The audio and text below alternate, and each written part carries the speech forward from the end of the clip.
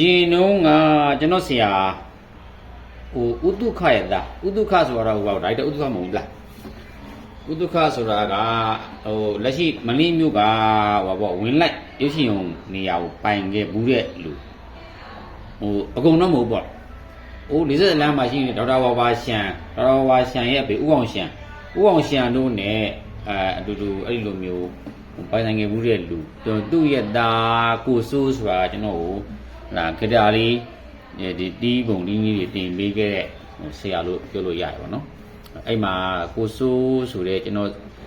ဂီတာတီးတင်ပေးတဲ့ပါဝင်ကျွန်တော်ကိုကြောက်သွေးတာလည်းတင်ပေးတဲ့ဆရာလို့ပြောလို့ရတယ်ပေါ့နော်ကိုစိုးကိုသတိရပါတယ်နော်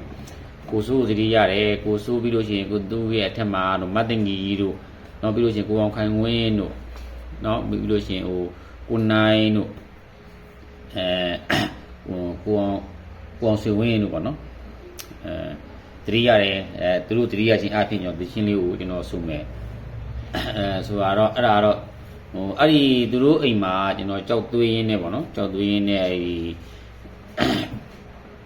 သူတို့တီးနေတဲ့သချင်းလေးတွေကိုကျွန်တော်နားရဝရတယ်နားရဝတာတော့ကျွန်တော်တို့ကနောက်ပိုင်းဂီတာလေးတွေကင်ပြီးတော့မှသူတို့သင်ပေးတာလည်းပါတယ်လို့ကိုယ်တိုင်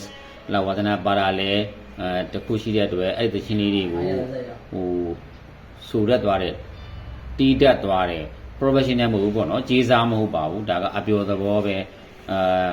ဒီနိုင်ယုံစူနိုင်ယုံလေးပဲပေါ့နော်အများကြီး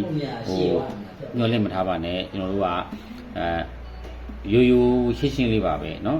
အုပ်အခြေခံက